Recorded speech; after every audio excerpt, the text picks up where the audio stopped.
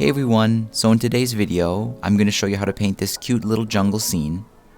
I'm going to paint over a sketch I have already made, and if you want to follow along with me, you can download the free sketch and color palette in the description below. At the end of this video, I'll also touch on how I drew this lemur using a photo, and generally how you can use photos to draw difficult animals where the proportions are really tricky. As usual, you can check the description for a list of all the Procreate brushes I'm using here to get this watercolor effect. So this illustration has two main elements, the banana tree and then the lemur. So I'm going to paint the banana tree first. And to start painting, I'm going to use the abstract round brush from the regular watercolor kit, and then this second color here on the color palette. And I'm going to fill out all the leaves just using the same color. After that, I'm going to grab the water blender brush, and I'm going to smooth out some of these overlapping strokes so the color is really consistent throughout all the leaves. And in a lot of areas you can see our painting overlaps the sketch and goes beyond the line. I think for leaves that's okay, but I need it to be more closely following the sketch down here at the bases of the leaves. So to fix that, I'm going to use the eraser brush set to the fine liner pen, and I'm just going to focus on kind of correcting the base here so it more closely matches the sketch. Next, I'm going to use these two colors and the same process that I did with the leaves to fill in the trunk of the banana tree and also the background for the bananas themselves. And all this is still on the same layer. And after that, while I've still got the eraser selected, I'm going to use it to cut some splits just kind of randomly on these leaves. And I'm just starting with a very light pressure and then pressing harder until I exit the side of the leaf. Next, I want to make all these leaves a slightly different shade of this original color. So to do that, I'm going to use the selection tool set to freehand. And for example, I'll select this leaf here. Then I'll go to my hue, saturation, and brightness. And I'll just shift the color a tiny bit so it stands a little bit differently than the other leaves. Then I'm going to go in there again and shift just only one side of it this time. So each leaf is a different color, and then each half of the leaf is a slightly different color yet again. And I'll go ahead and do this for all the leaves.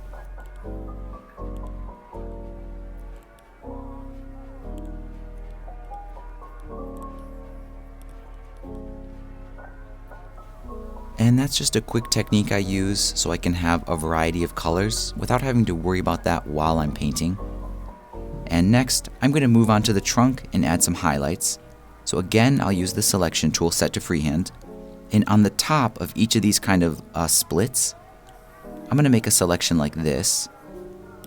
And I'll brighten it. Then I'll use the water blender brush again. And I'll soften the bottom edge. And I'm going to do that for the remaining two splits.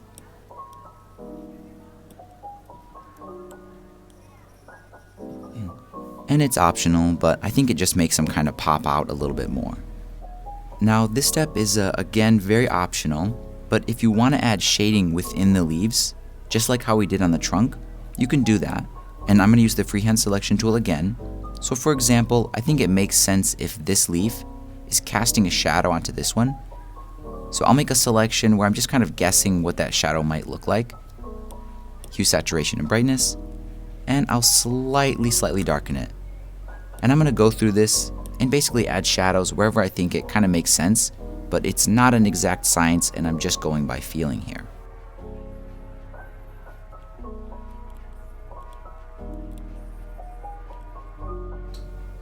Next, I'm going to finish up the banana tree by adding some details like the stems and the bananas. And those are going to be on their own layer, so I'll make a new layer above the tree.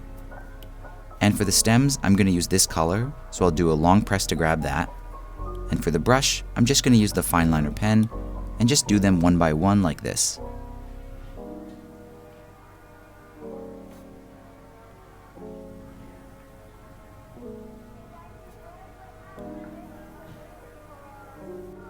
And after that, I'm going to do the bananas. So I'm going to grab this darker yellow color here. For the brush, I'm going to use the sharp round brush. And I'll paint the bananas just one by one. And just to add a little more detail, I'll choose a very dark yellow like this, smaller brush size, and I'll just do a kind of a black dot on the base of each banana. And now that the banana tree is done, we can move on and paint the lemur. So first, I'm going to move my color palette a little bit closer to the lemur so we can zoom in on it. And I think it's easier to paint this guy if we hide the banana tree. So I'm going to turn those layers off. And the lemur is also going to be on its own layer. So I want to make sure I make a new layer that's above everything. And I'll do a long press to grab this gray tone here. I'll use the abstract round brush. And I'm going to fill out the silhouette of the lemur here. And I'm going to try to do it in one stroke. And the reason I wanted to do it in one stroke is so I can avoid this kind of overlapping area where it gets darker. So in this case, I couldn't avoid it. So I'm going to use the water blender to smooth that out. Now for most of the lemur, it's okay if I'm going beyond the edge of the sketch. It doesn't need to be perfect, but the arms and the legs are really important. So I'm going to make sure I use the eraser brush here to kind of make them match the sketch a little bit more closely. Now you'll notice with the hands and the feet, I didn't try to paint those with the abstract round because it's just too bold for that. So instead, I'm going to save it for last here and use the fine liner pen and just draw the fingers and toes like this. And these turned out a little bit darker. So again, I'm going to use the water blender to sort of smooth out the boundary here.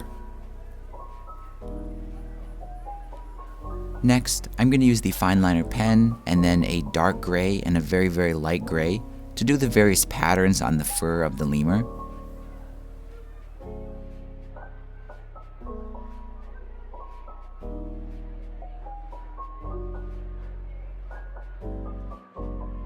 Now, some of these details need to be sharp, but these ones here, I'd like to soften them up. So I'm going to switch to the water blender brush and soften these up a bit.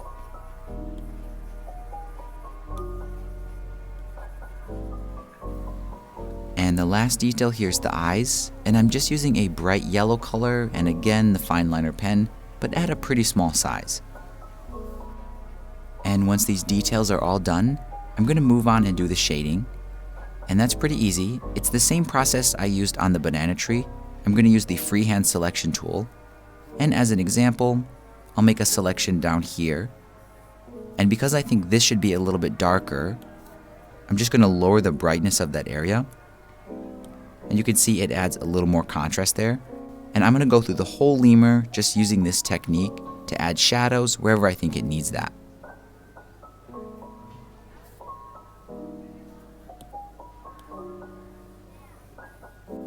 Now in this area here, it looks like the shadows got a little bit complicated.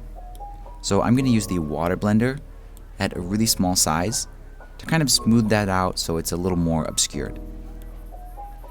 And this next part is optional, but if you want to give some texture to the fur of the lemur, there's a cool trick I want to show you. So here's the lemur. We did it all on this one layer. I'm going to make a blank layer above it. I'm going to select pure white.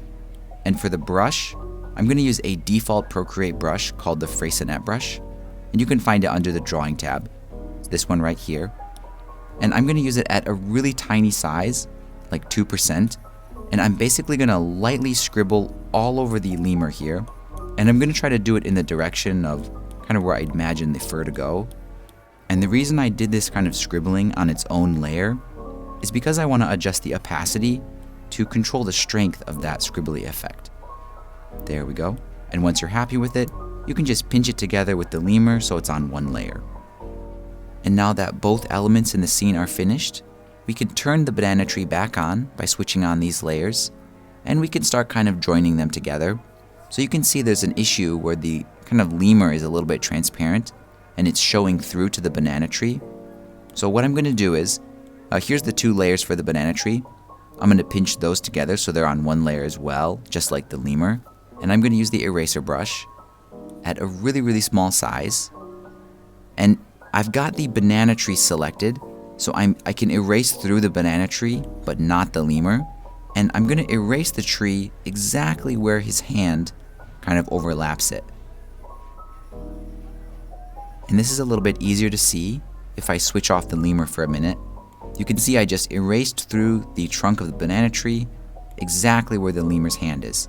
And I'm going to do this for anything else that's overlapping. Now in this case, it's actually like this leg is behind the banana tree, so I need to erase the lemur. So I'm going to make sure the lemur layer is selected, and then I can erase that back.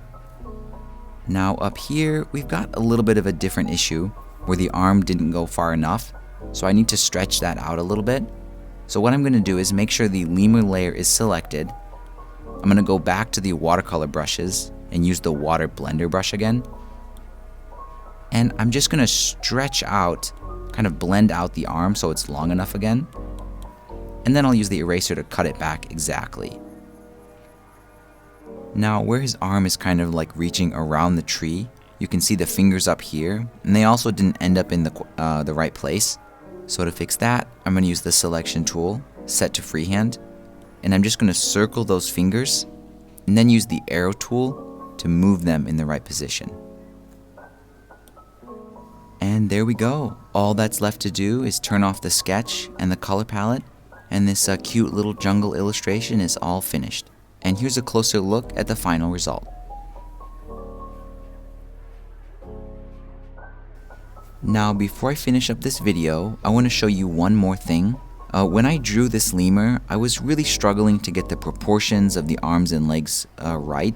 And this is a problem I have with painting animals like this in general. And I think I found a great workaround for this that really helps me, and I'll show you that now.